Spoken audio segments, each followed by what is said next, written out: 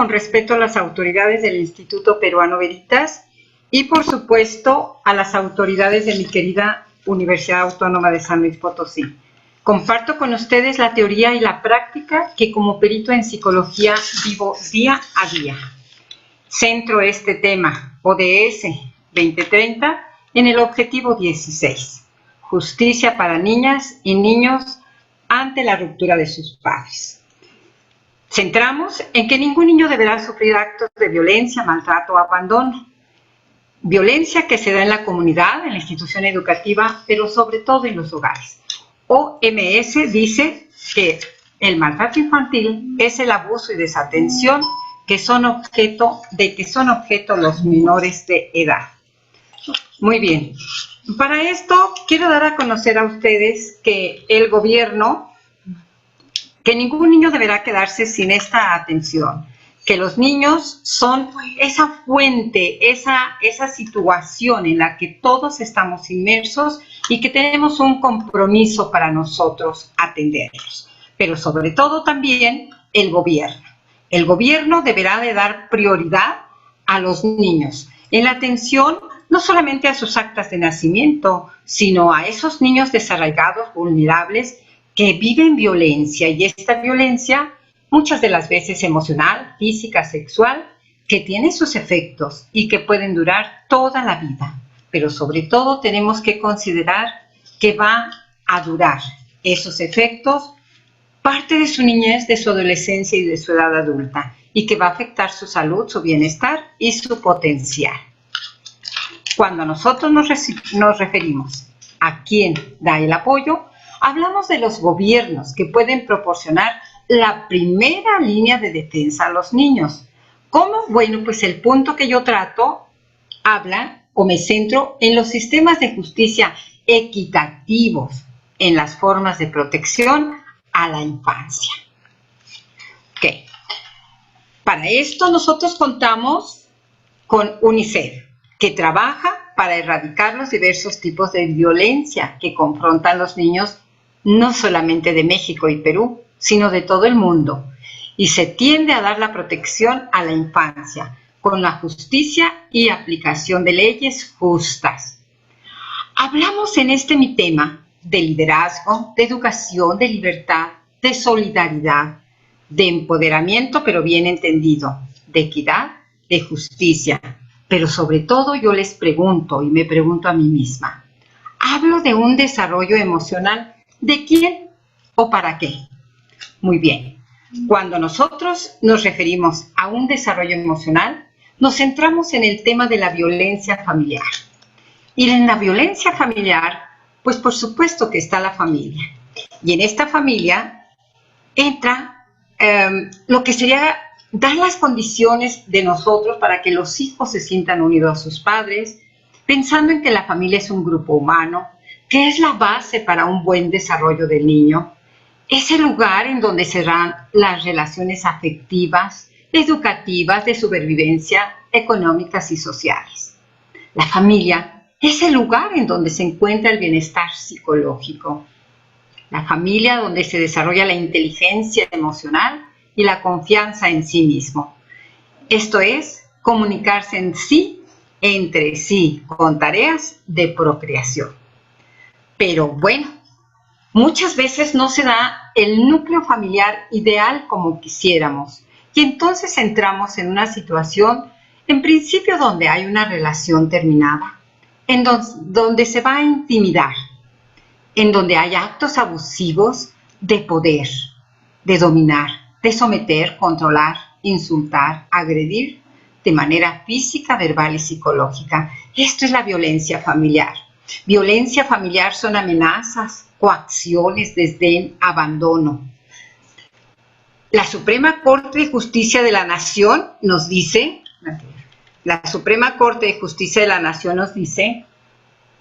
que provoca alteración autocognitiva y autovalorativa es alteración de la estructura psíquica por esas actitudes devaluatorias, pero también por esto que inician muchos rompimientos, por los celos. Celos que nosotros encontramos en las parejas de todos los niveles sociales, culturales y de edades. Todo esto nos lleva a un daño psicológico. Este daño psicológico origina alteraciones, tanto en el hombre, la mujer, como en el niño. Lleva al organismo a una disfunción. Provoca una alteración funcional física o psíquica. Hay un perjuicio tanto en el padre como en la madre. Con el tiempo siguen los elementos que ocasionan perturbaciones. Estas perturbaciones se dan en el área afectiva, volitiva, ideática. Hay un daño súbito e impredecible. Bueno, este daño lo va a guardar el niño a través de su vida. Esto se origina principalmente, esta problemática se origina cuando una pareja tiene un rompimiento y entonces viene todo aquello que engloba la guarda-custodia. Guarda-custodia se determina con quién y en dónde va a vivir el niño. Guarda-custodia, que es el derecho que nos habla de apegarnos al bien superior del niño. Es el cumplimiento de deberes, vigilancia y colaboración. La Suprema Corte de Justicia de la Nación en México opina que en aras de ese supremo derecho que tienen los niños de ser amados, de ser respetados sin condición alguna, sus progenitores deben ejercer la guardia y custodia en un ambiente de comprensión, de amor y máximo respeto. Esto sería lo ideal. Si la madre y el padre no llegan a ningún acuerdo, la autoridad judicial decidirá quién debe hacerse cargo de la custodia de los hijos y de las hijas. La custodia generalmente está asociada, y es lo primero que escuchamos, o que me toca escuchar cuando hago un peritaje, bueno, ¿y cómo va a quedar lo de la pensión alimenticia? Vamos por lo que es lo económico, pero al final la guardia y custodia es proveer sustento, pero sobre todo protección y educación de los hijos. Yo a veces considero que esos papás o esas mamás que pelean y pelean por los hijos y que finalmente quedan con alguno de los padres, pero luego se da uno cuenta, esos papás que trabajan 10, 12 o más horas, esos papás que no tienen un descanso. Y entonces uno pregunta, bueno, ¿y dónde van a quedar los niños una vez que se le han canalizado al padre o a la madre? Pues la respuesta la tenemos en casa de los tíos, de los amigos, de los primos, de los familiares del novio o de la nueva novia, pero principalmente en casa de los abuelos. Posterior a la guarda custodia o a la par, viene lo que serían las convivencias. A las convivencias muchas de las veces los niños llegan aleccionados, intimidados, condicionados a lo que debe hablar o decir. Las convivencias tenemos que considerar, tomar en cuenta y recordar que son reglas que se consideran y que se definen en tiempo y que esto lo define el juez. Las convivencias es un derecho del niño. Cuando en el juzgado se observa que existe peligro, las convivencias se suspenden. ¿Por qué? Porque nos damos cuenta que algunos niños llegan a las convivencias o ya en las convivencias con somatizaciones. ¿Qué es esto? Preocupación, ansiedad, respiración acelerada, enrojecimiento de la piel, sudoración, elevación del tono de voz o disminución, temblores, desbordamiento emocional, nula serenidad frente a este que viene a ser el progenitor rechazado. Siente, este niñito, este chiquitito, siente que debe cumplir comportamiento, ese comportamiento que se le ha señalado, pues de otra forma se sentirá como un traidor. En las convivencias hay que evitar el peligro y cuidar el área emocional en un ambiente sin resentimientos, prescindir de intereses personales. Pues muchas veces el padre o la madre cree que el menor es de su propiedad y no lo suelta y llega con un lenguaje no verbal que observamos en donde no le permite. Las convivencias es un derecho para el niño. Muy bien. Junto a esto, nosotros observamos en las conductas alienantes. Cuando se promueve una situación de miedo, ansiedad, culpa, intimidación o amenaza en el niño. Cuando en esas interferencias parentales y alteración parental, el progenitor aceptado niega la existencia del otro. Esas conductas alienantes donde hay una campaña de denigración provocando un rechazo o venganza de dos adultos hacia un menor de edad, con el objeto de impedir, obstaculizar o destruir los vínculos con el otro progenitor. Esos rasgos negativos en donde el hijo, el menor de edad, queda en medio de la disputa, como un hijo frágil, con estrecha fidelidad, con un padre consentidor, con una relación manipulativa. Y entonces, todas estas conductas, nosotros lo vemos y decimos, tienen los efectos en los menores. ¿Qué efectos? Pues bueno, el temor, el estrés, el odio y el rechazo hacia uno de sus progenitores. Y uno piensa, ¿cómo puede ser que un pequeño pueda odiar, rechazar a uno de sus padres? Y observamos en ellos, y a través de la vida se va a ver, un desarrollo inadecuado de su personalidad.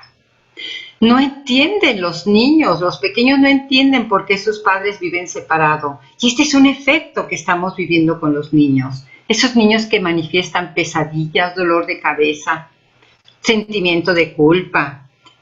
No es eso lo que nosotros requerimos. Ese temor, ese estrés, ese odio, no es lo que queremos. Ese nerviosismo, esa inestabilidad, no es lo que nosotros esperamos que tengan nuestros niños. Ese daño grave que le dificulta ahora y más tarde a tomar decisiones para concentrarse y estudiar. ¿Qué queremos? Queremos niños felices, que tengan un desarrollo adecuado de su personalidad, que tengan lazos afectivos emocionalmente sanos, no insanos, que no los dañemos por omisión, que no haya en ellos incertidumbre, miedo a ser abandonados. Necesitamos, y esta es la invitación para todos los que estamos en esta área o que nos interesa, necesitamos niños felices, queremos niños felices, que si bien puedan tener carencias económicas, que no sean afectivas, porque las carencias afectivas no se pueden comprar, con nada se pueden comprar. Y entonces nosotros entramos al papel de los niños. Ese papel en donde nosotros observamos que nulifican al padre o a la madre, cree que es realidad lo que él escucha de papá o de mamá con el padre no custodio, esa comunicación agresiva o inexistente en donde descalifica, ignora a su propio padre o a su propia madre.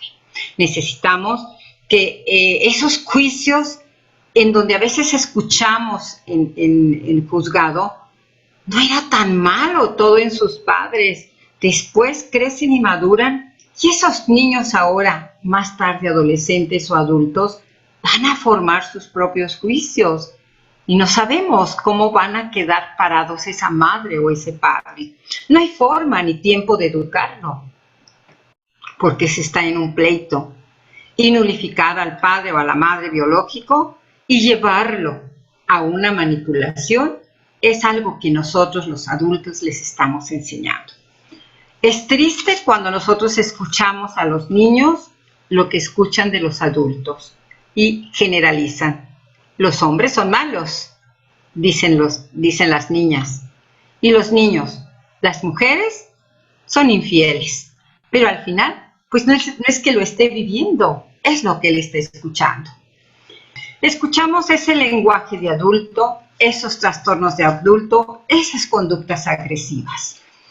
Ese lenguaje oposicionista, esa dependencia emocional y conductas regresivas, con un riesgo en la salud física y mental. con una incongruencia en su lenguaje, con esas desacreditaciones. Muy bien. Esta relación patológica en donde el niño conoce de pe a pa los procesos que se llevan en un juzgado, con esas falsas denuncias que está escuchando de su padre o de su madre. Hablaremos quizás en otra ocasión del interés superior del niño como el conjunto de acciones y procesos tendientes a garantizar un desarrollo al máximo. Recordemos que se separan o divorcian los adultos, no los hijos, y a ellos no los podemos nosotros meter ahí.